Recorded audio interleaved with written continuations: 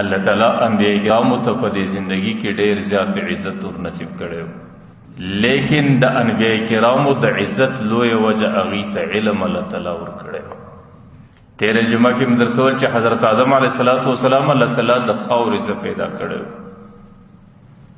او توره خټه وه او بې اصله خټه وه او ډېره بې حقیقته خټه وله او ډېره کمزورې خټه وله، او د دې په مقابل کې الله تعالی حضرت آدم علیه السلام په مقابل کې الله تعالی ملائکې دا نورانی مخلوق پیدا کړی.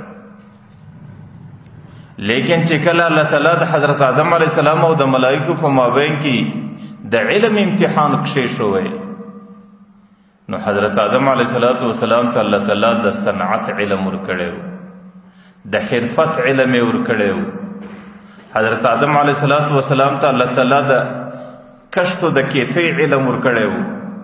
حضرت آدم علیه السلام ته الله تعالی د ګنډلو علم ورکړی و.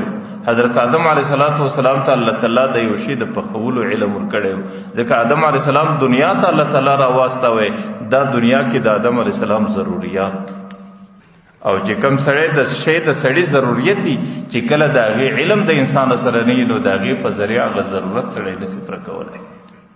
لیکن ملائکو چونکې خوراک ته ضرورت نه درلودی، ملائکو کشت و کروندې ته ضرورت نه درلودی، ملائکو لباس ته ضرورت نه درلودی، ملائکو ګنډلو ته ضرورت نه درلودی، ملائکو د سالن او د دې ترتیباتو پخولو ته ضرورت نه درلودی.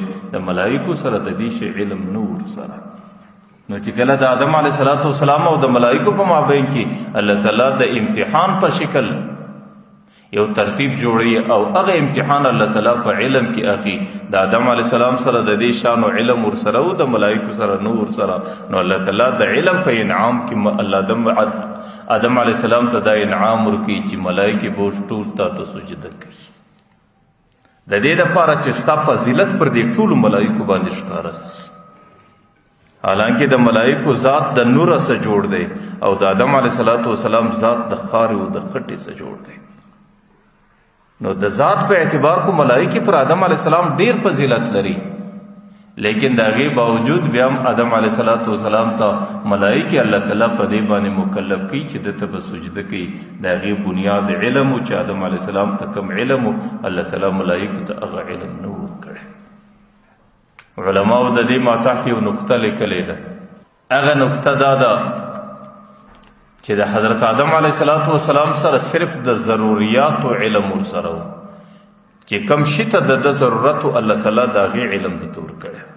دا یو ډېر عارضي علم و او دا د آدم علیه السلام د ضرورت سره متعلق علم و، لیکن دې عارضي او دې خاص علم ته الله تعالی داسې فضیلت ورکړي چې د هغې په خاطر ملائکو ده ته مکلف کو چې دوی به پر سجده ورته پرېوځي.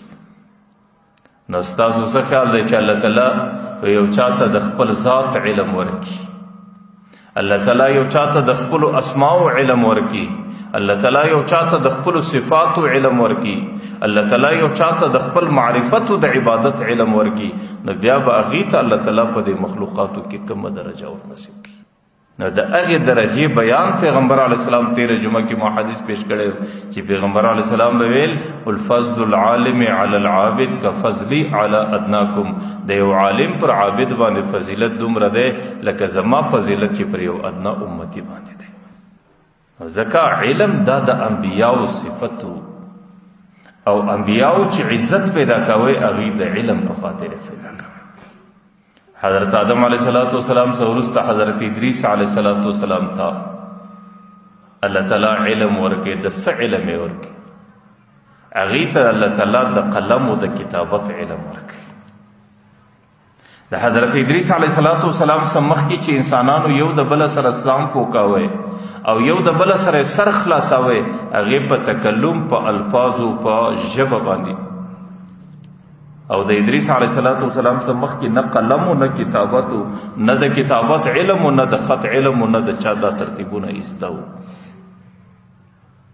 لیکن ادریس علیه السلام ته الله تعالی د قلم علم ورکړي چې په هغې کې الله تعالی د عربي علم ورکړي، د عبرانی علم یې ورکې، د سریانی علم یې ورکې، او دا ټولې مختلفې ژبې وي چې په دې کې دته د قلم مهارت رالی او د لیکایي مهارت رالی.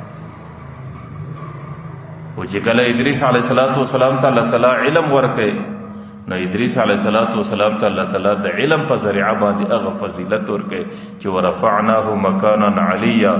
بعض مفسرین وایي چې الله تعالی ادریس علیه السلام ته زندگی په 4 اسمان کې ورکړه، او د مکانا علیا څخه بعض مفسرین داخي چې ادریس علیه السلام ته الله تعالی په جنت کې زندگی ورکړه. ادریس علیه السلام د ملائکه ملګری دی او لوړو اسمانو ته پورته کوي، او 4 اسمان کې حضرت عزرائیل علیہ السلام په مخ ورغلی، د حضرت ادریس علیہ السلام روح قبض کړي، او د روح د قبض کېدو څخه وروسته حضرت ادریس علیہ السلام ته الله تعالی په جنت کې علم، په جنت کې زندگی ورکړي. د ادریس علیہ السلام ژوند اوس هم په جنت کې